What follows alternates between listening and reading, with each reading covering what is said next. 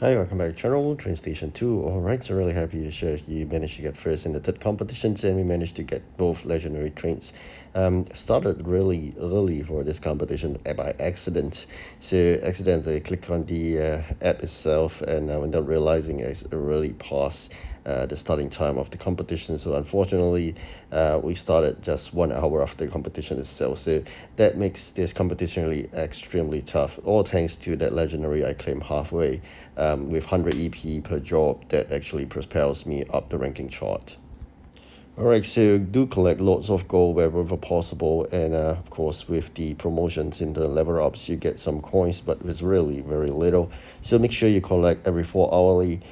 Do save up the gems after this third competition. I'm not going to spend any gems, Union dollars, or gold in doing anything because after that it is basically preparation for the next long event. So this is the legendary steel fort I'm talking about. The midway through the competitions I managed to claim it, and with that of course that gives 100 EP advantage. Before you can allow to claim the 100 EP, you gotta clear the job itself, whereby it gives you I think 140 legendary parts there, and once that's done you'll be getting 100 EP per job itself. So that makes a huge difference, especially when not everybody have their hands on the legendary yet. So getting a legendary job done of 100 EP make a significant difference in terms of the competition ranking itself. So do make sure lots of copper as usual. Get all your hands on the copper manufacturing. Get preparing right now to do that 100 EP job. So I really have to remove all the items. Fortunately, we do have sufficient warehouse space for this time around.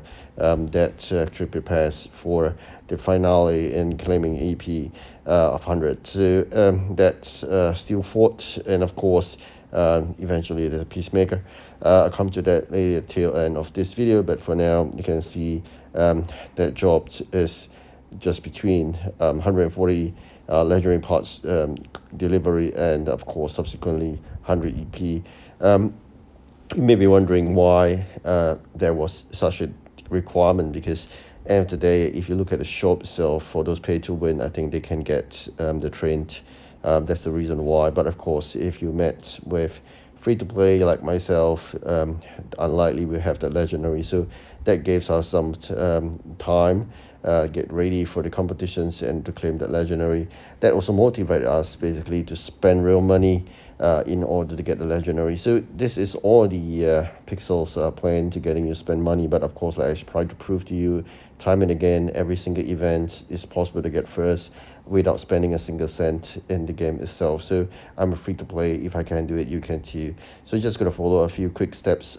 Starting late, even though this competitions I'm sharing with you, it is starting almost on time. But really fortunate there isn't really good gem spender, and also the fact that we got the legendary train halfway. Otherwise, I'd be losing. I'll be getting second and whatnot. But that legendary train makes a huge lots of the difference because it's 100 EP per job, where people were getting what a max 60.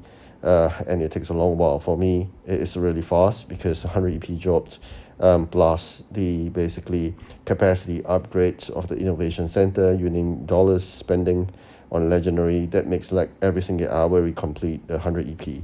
So that's the reason why I managed to pull back the ranking chart and make a huge difference. So like I said, the starting late is important because you'll be facing less competitive, basically those people that are not really paying.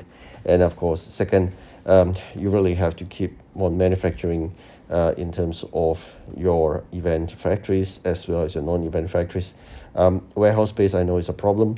Non-event factories with additional warehousing, you just got to store productions by making all the contracts, and then eventually we cancel the contracts of manufacturing certain items like chairs, you get back your timber and nails. So that extra additional warehousing in the input tray itself.